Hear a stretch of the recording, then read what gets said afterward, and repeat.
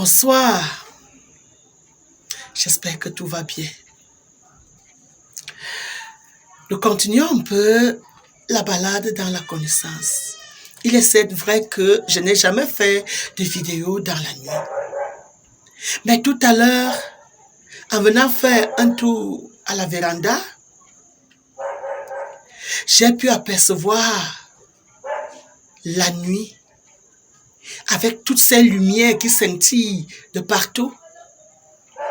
On dirait des diamants incrustés dans l'ébène. Et quelque chose a attiré mon attention. Le noir.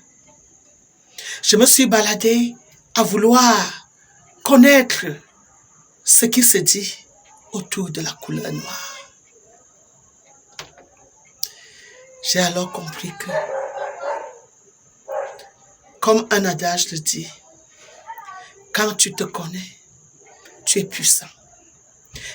Quand tu t'acceptes, tu es invincible. Peuple noir. La couleur noire a été décrite.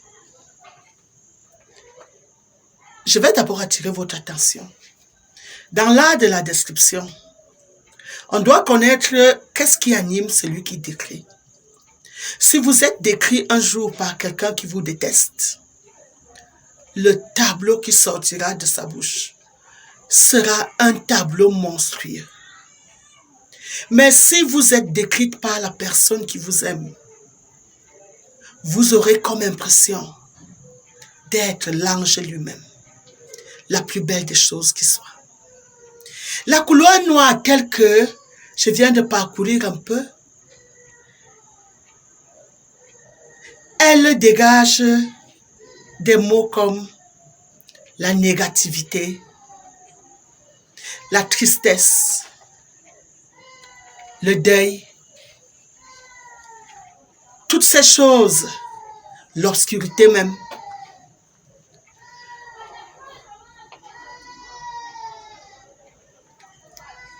Toutes ces choses, l'angoisse, la perte, le vide. Mais là, on parle de la couleur. Or, pour que la couleur soit, il faut que la lumière soit avant la couleur. Est-ce que la couleur noire est donc une couleur? Puisqu'au commencement de toutes choses, tout était dans le noir. Avant que la lumière ne jaillisse, avant que la lumière ne vienne être une valeur. Quand on pense, quand on réfléchit, on est dans le noir. Quand on est dans l'usine de la création, on est dans le noir. Et même si j'ai une bonne mémoire, quand on déclare qu'une femme est enceinte, son col se ferme d'abord. Ça veut dire que tous les êtres humains se sont fabriqués dans la chambre noire. C'est pour ça que la naissance est, on dit, il a vu le jour. La couleur qui est donc, la lumière, je voulais dire, la couleur donc, en tant que teinte, n'a rien à voir avec nous les humains de race noire. Parce que si le sage absolu que j'appelle Maman Sagesse a pensé introduire de la mélanine dans un corps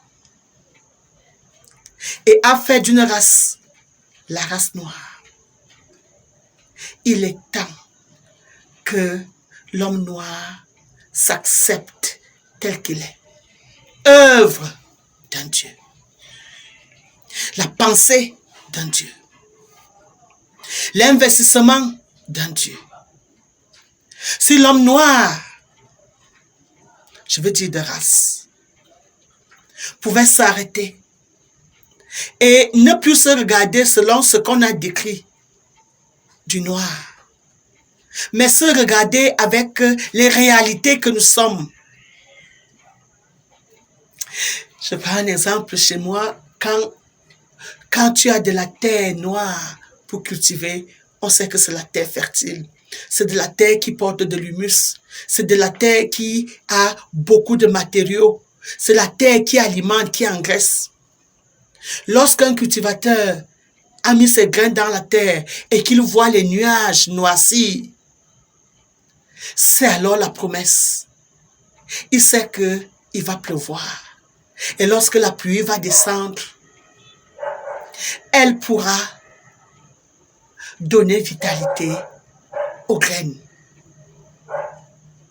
Lorsque nous regardons nos belles chevelures noires, comment, là où les cheveux noirs sortent, on voit que c'est là où loge notre cerveau.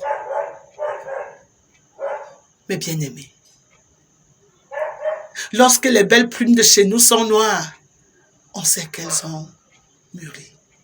Est-ce que la couleur noire reflète toujours le mal, l'obscurité, tout ce qu'on dit d'elle? Je ne pense pas. La couleur noire a été décrite par ceux qui détestaient, ou alors ceux qui voulaient arracher au peuple noir quelque chose.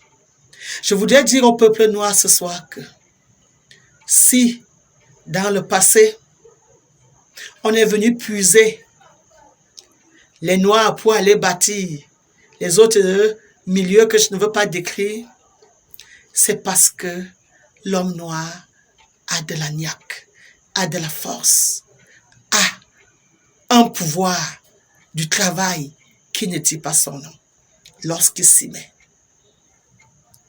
S'ils avaient des compétences, ils ne seraient pas venus puiser en Afrique. Afrique, ne vous appelez plus des esclaves. On vous a fait croire que vous êtes esclaves. Il est temps de regarder la positivité de tout ce que votre travail a produit sur la planète Terre. Il est temps de positiver, de penser positif, de ressentir positif, de visualiser positif, de vivre positif. Ce masque doit tomber. Le peuple noir n'est pas le peuple rejeté, parce qu'il vient d'un sage. Maman Sagesse a créé ce peuple. Et lorsque Maman Sagesse a créé ce peuple, il est temps que le peuple noir s'affirme dans sa vie. Que le peuple noir ne laisse plus les autres le diriger. Que le peuple noir apprenne à faire ses propres choix. Que le peuple noir se fasse confiance face aux difficultés de la vie. Que le peuple noir arrête de se comparer aux autres peuples. Parce que chaque lieu a ses réalités. Chaque lieu a ses défis. Que le peuple noir pose clairement ses propres défis et même voit ses limites. Que le peuple noir ne se cache plus derrière les autres pour prier Dieu. Parce que lorsque un noir prend une photo d'un blanc et se dit, voici le Fils de Dieu, il n'a alors rien compris. Parce que le peuple blanc n'est pas le Fils de Dieu. C'est l'humanité qui est Fils de Dieu par création. Et ce Créateur qui a pensé, qui a réfléchi, qui a imaginé, s'il a approuvé quelque chose, c'est que cette chose est porteuse. S'il a mis sur pied une chose, cette chose est le fruit, le produit du sage qui a regardé tous les paramètres et qui a réalisé sa pensée. Quand je regarde encore au cœur de la nuit, toute la photosynthèse qui s'opère, toute la croissance qui s'opère la nuit, et qu'au matin, au lever du jour, on aperçoit l'évolution de ce qu'on a laissé la veille. Ne nous regardons plus comme une malédiction. Je dirais même nous sommes la bénédiction proprement dite. Arrêtons de nous sous-estimer.